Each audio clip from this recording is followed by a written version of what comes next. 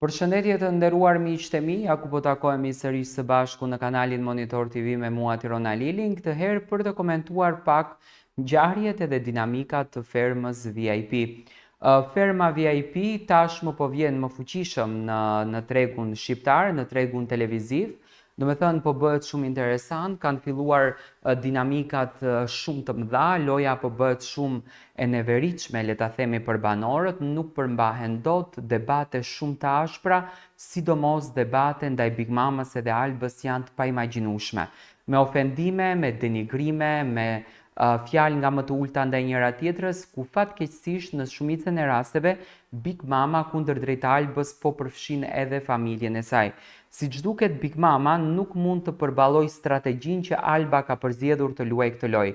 Ne e njohim karakterin e Big Mamas, e njohim natyrën e drejtë për drejtë të saj, dhe në për të gjitha reality show që Big Mama ka marrur pjesë si protagoniste apo si banore, nuk ka qenë një banore që ka hyrë me një strategji dhe ka përdorur strategjinë për të qenë brenda në lojë. Ajo ka qenë shumë e vërtetë, ka qenë shumë spontane, ka qenë shumë natyrë interesante dhe me spontanitetin e saj Big Mama ka arritur që të mbledh dashurinë e publikut shqiptar. Por siç duket, lufta me Albën nuk e lë atë as pak të qetë edhe po ngrit sa më shumë dinamika.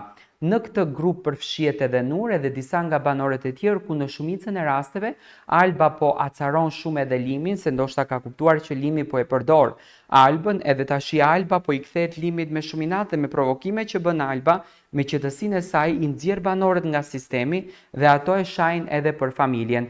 Por Alba ja ka prishur edhe Yllit. Në spektaklin e fundit, Luana Vjollca u dha një mundësi dy kandidatëve për fermer që të bënin fushatat e tyre për të zgjedhjeve në shtëpinë e fermës VIP, ku duheshte banorët të zgjedhin njërin nga dy kandidatët të cilët do të jepnin fushatën e tyre, arsyen pse duheshte të jenë krye fermerët për këtë javë.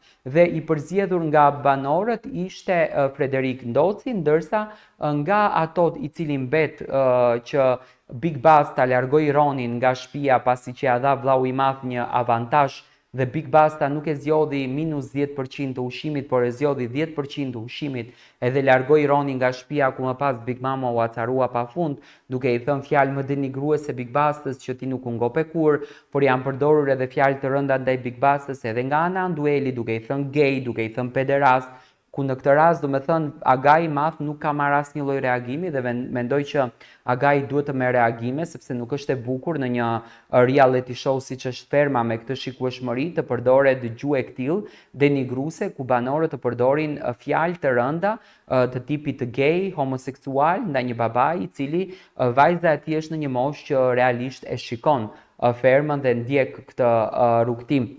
Por gjithsesi, si kryefermer i javës, Ylli i ndau detyrat dytore mes banorëve, ku Alba reagoi me kundërshtim ndaj udhëzimeve të Yllit, duke i refuzuar t'i zbatojë ato.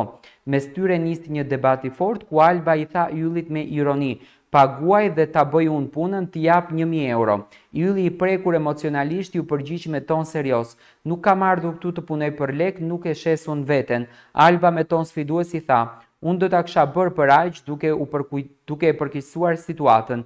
Ylli largohet i revoltuar nga dhoma, i zhgënjur nga mungesa e respektit.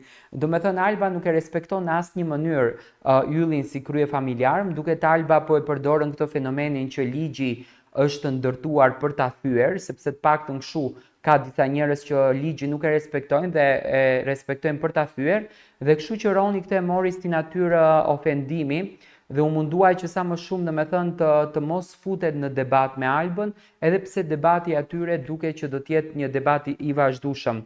Alba thot, unë do e kisha bërë këtë për 1000 euro, e di që kjo do të merr një konotacion krejtësisht tjetër që ti je një gocë që e shet veten për 1000 euro. Nuk ka në fakt një reagim nga familjarët e Albës, nuk ka një surprizë, siç duket Alba nuk ka kontakte dhe marrëdhënie me familjarët, por Alba ka përdorur se ne nuk duhet të bazohemi që e shohim Albën në këtë lojë dhe themi që kjo është Alba. Jo, duhet ta kuptoni që Alba është brenda një formatit dhe ndoshta Alba kështu ka përzgjedhur strategjinë e lojës për të qenë fituese në këtë lojë. Më pas kemi momente relaksuese dhe loja në shtëpi, ku më pak me vonesë tensioni u zbut kur Alba dhe Andueli dhe Andrea nisën një lojë me jastëk duke sjellë një atmosferë më të çiltër dhe gazmore. Do me thënë, pa marrë parasysh që kanë shumë zënka, që kanë shumë debate, që kanë shumë diskutime, por Alba ditë bëj edhe shoqen, ditë afrohet me këto Dije dhe Tlozi, dhe kështu të paktën ditën e djeshme vepruan Andrea Andueli dhe Alba. Do thënë, në aspektin e Andreas edhe të Anduelit kemi një shoqëri shumë të mirë, ndërsa tek Alba, do me thënë, është një natyrë që futet. Ku më pas përplasja nisi me Albën dhe Nurin. Alba dhe Nuri patën një përplasje shumë të madhe mes njëra tjetrës, patën një goditje shumë të madhe me njëra tjetrën, ku nuk kaloi shumë dhe një konflikt i rish për theu, kësaj here mes Albës edhe Nurit. Shkaku bë një pjatë e vendosur gabimisht që solli një reagim të fortë nga të dyja. Alba e akuzon Nurin, mos keq përdor situatën një fallce. Nuri reagoi, e ke humbur lojën, ma respekto bukën. Shkëmbimi vazhdoi me akuzat të ndërsjellta, Alba e quajti Nurin dy fytyrshe dhe copy-paste, ndërsa Nuri refuzoi të lanë pjatën duke deklaruar nuk ke lënë një ditë për të ngrënë të qetë. Alba me ironi ofroi 50 euro për të larë pjatën, gjë që ofendoi rënd Nurin. Do të thënë, Alba ka filluar me të gjithë banorët të t'ju dhuron lek për të bërë punën, dhe do me thënë kjo është një lloj strategjie shumë e çuditshme që unë për herë të parë po ndëgjoj në një reality show, dhe dua ta përgëzoj Albën se si arrihet i provokon. A mund të jetë kjo një sfidë që aga i madh mund t'ja ketë dhënë Albës, apo që banorët mos duhet ta zbulojnë këtë acarin që ua bën Alba, apo thjesht është strategjia Albës kjo gjë? Do me thënë, ka nisur në zënka shumë të mëdha me Nurin, dhe zënka që në fakt janë ngrindur edhe të dhoma e gjumit, janë ngrindur edhe të krevati, që e shikoj në për komente në TikTok, publiku dëshiron që Nuri të largohet nga shtëpia.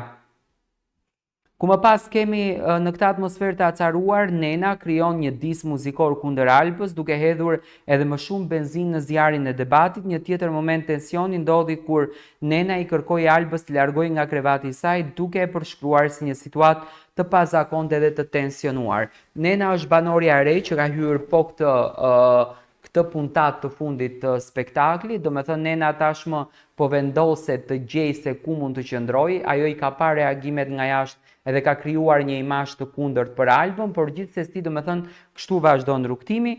Ku më pas debati kishin arritur në kulmin, në një moment prekës ndryshoi atmosferën në ferm, një dron zbret mbi ferm duke sjellë një mesazh nga familja për Yllin. Mesazhi përfshinte një foto të nënës së tij dhe të fjalëve mos u dorëzoj jemi me ty. Ylli emocionua dhe doli jashtë për të reflektuar, ndërsa banorët e përqafuan dhe mbështetën Yllin emocionalisht. Nena i tha me ndjershmëri, po ti pas ke ngjam mamit, duke i sjellë buzëqeshje mes lotësh. Ky moment riktheu ndjenjën e bashkimit dhe ngrohtësisë në ferm për te konflikteve të ditës.